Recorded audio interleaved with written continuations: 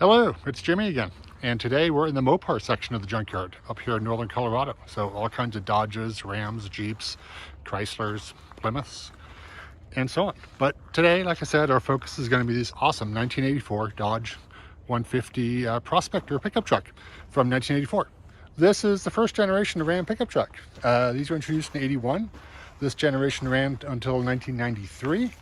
And 93 is obviously when Ram really took off with their kind of big rig styled front end, right? These trucks are actually quite nice and I think underappreciated. And actually what you see these days is you see a fair amount of them running around in pretty good condition. I think people who bought these were a little more on the thrifty side and took better care of them than, you know, your run-of-the-mill Chevys and Fords especially. So, but let's take a look at this because this is cool. This is a Prospector edition, like I said, which is sort of an up-level trim package. Got you a few goodies, but man, look at this. I mean, just obviously pretty traditional, classic American pickup truck styling. Bunch of chrome. Got this obviously just big headlights here, big turn signals, big chrome grille, giant Dodge logo. There would have been a Ram up here, a hood ornament, which is sadly gone at this point. Bumpers chrome. Everything's just chrome. This, like I said, like I said before, it's the Prospector. So this is a black and a silver two-tone with chrome trim strips, both at the top, around the fender, and on the bottom. And these are cool because you got a whole body side molding with the upper level trucks of these. The base trucks didn't have that. You've got the big rear view mirrors, obviously chrome door handles. This is an 8-foot bed, so full size. This is in the days when they didn't really, well, crew cabs and extended cabs weren't anywhere nearly as popular as they are now. So just a regular single cab. We've got chrome everywhere. I mean, there's chrome on the tailgate, around the tail lights. That's a big aftermarket step bumper, which is actually pretty nice. Not at all rusty. Gotta like that. It's kind of interesting here. You can see how they just taped off from the silver to the black and figured they'd cover it with trim, which they did. So it's actually a pretty rough paint line here. But the trim let them just, you know, do the two-tone, which is pretty good. So I'm not sure if they, wow, somebody's dumping a big load over there in the metal part of the yard. I'm not sure if they painted the silver first or the black first, but you know, either way, I think it was the black and then silver went on top of it. So kind of interesting. This is where the Prospector logo would have been. Sadly, it's gone. We can just see Prospector, and there was a pick and shovel graphic that was there. And these trim things are just held on with little clips that get brittle with age. But yeah, I mean, this is pretty cool. This is a, like I said, full-size truck, full-size bed, 8-footer, handles here. Sadly, it's not working, but it's a pickup truck, right? So we can look in the back just like this. So tons of space. And this is, you know, a lot of you guys are here in North America, but believe it or not, a lot of our viewers are from overseas. You know, totally different countries, some in Asia, a bunch in Europe, Middle East. And this is the kind of truck that they don't necessarily see every day. So, you know, unlike most of us. So this is kind of interesting. He's got the spare tire bolted here in the bed, which is cool. It's got a little attachment in there for it, so it keeps it out of the way. Normally the spare tire would be underneath. And is there one here? There isn't one, but there could be. So we could actually have two tires, which makes a lot of sense, really, especially if you're out kind of in the bush or whatever. And Dodge pickups obviously came in 2-wheel drive and 4-wheel drive. The 2-wheel drivers are the D series. So this is the D150, which is a half-ton truck. And yeah, this is a 2-wheel drive, so it's a D150. If there was drive shafts in the front here and it was 4-wheel drive, then it would be known as a W150. So the W's are the 4-wheel drives and the D's are the 2-wheel drives. Kind of like Chevy with a CK, right? The C's are the 2-wheel drive and the K's are the 4-wheel drives. So let's see what else we have. Let's take a look inside. Let's look under the hood. So you get a choice of options here in the D series. You could get a 6-cylinder, you could get a 5.2 liter, the 318 cubic inch engine, or the big 5.9er. This here is a 318.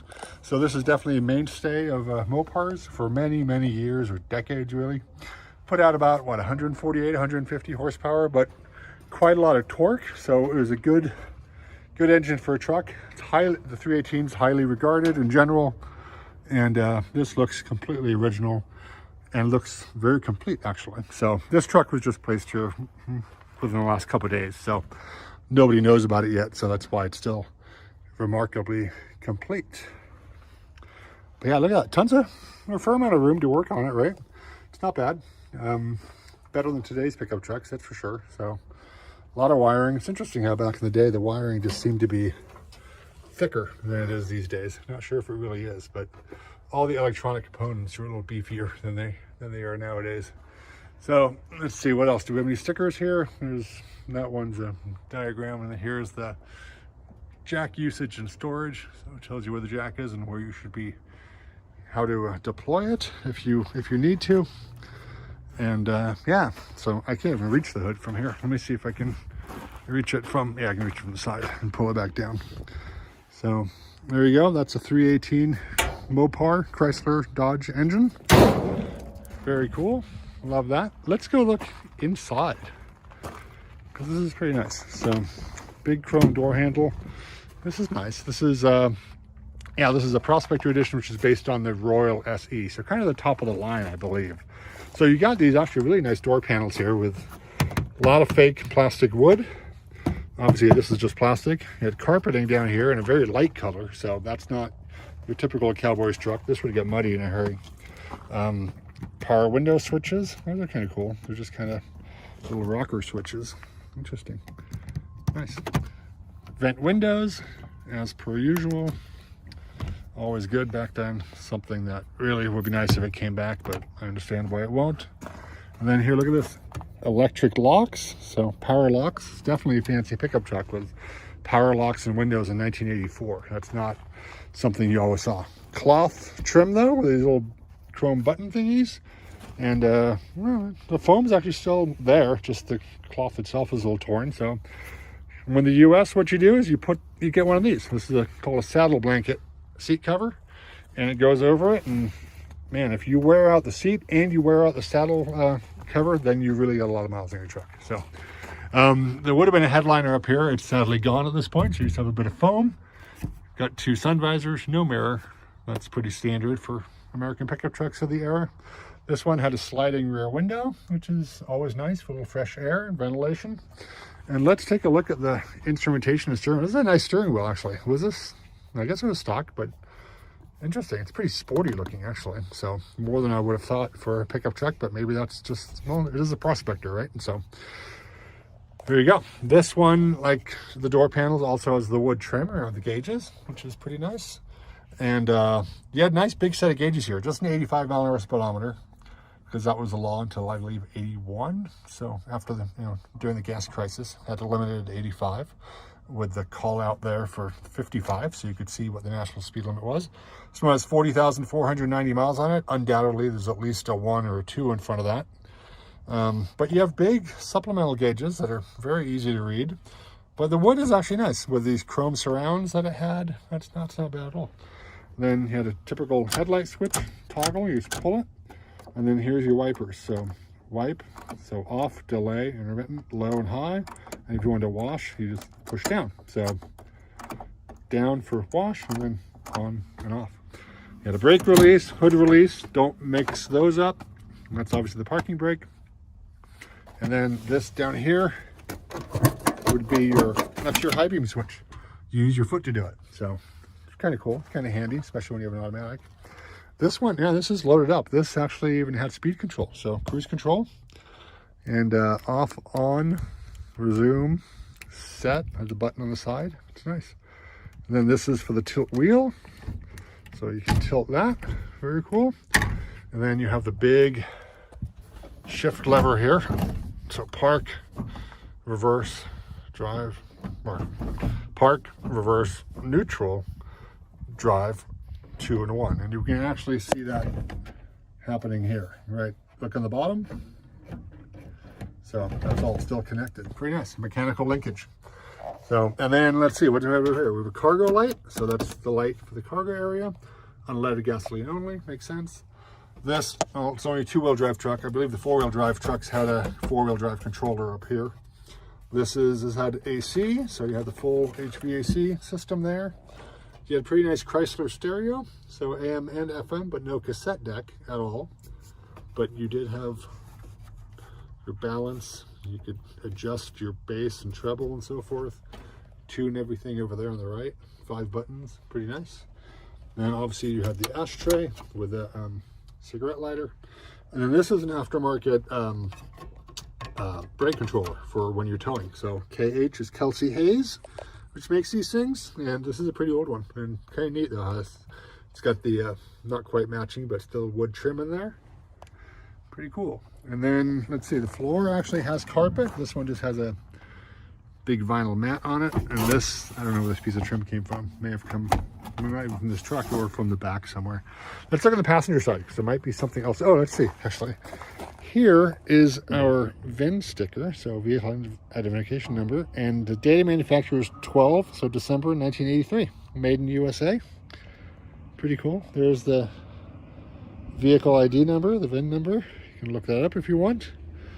Yeah, and actually, this shows actually pretty simply. So this was, the truck was painted black first, and then they came back, masked it off, and put the silver paint on. Pretty cool. Pretty crude, actually. I think these days, if there was a two-tone, you don't see many two-tones anymore. They're done much more smoothly. But, you know, it was the 80s. So, and then this also, you could fold the seat forward, and there's not a lot of space back there, but just a little bit. So if you want to get something out of sight, you could just jam it back there. Let's check out the, like I said, the passenger side. What's here? Here's a fuel filler lid. Just a single tank on this one. Very nice. Beautiful truck. This one may have had a camper shell on it at some point. It's got the this kind of foam waterproofing stuff, membrane. So you put the shell on it, it wouldn't just leak all around the edges. Let's check out the passenger side. So obviously same door panel as driver's side. And then here's the glove box. So Royal SE, engineered Ram Tough. So, and then there we go. Look, this is that's a Ram nameplate badge from the front fender. And then this is that's very interesting. This is actually a see-through glove box. I wonder, I've never seen that before. I wonder if there was a light in there or something that made it like glow. Who knows? But pretty cool. And this is interesting. It's a change holder, right?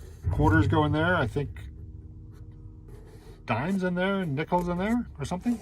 But that's pretty handy for when you're going through toll booths and stuff. You just kind of reach over and pull out whatever change you need.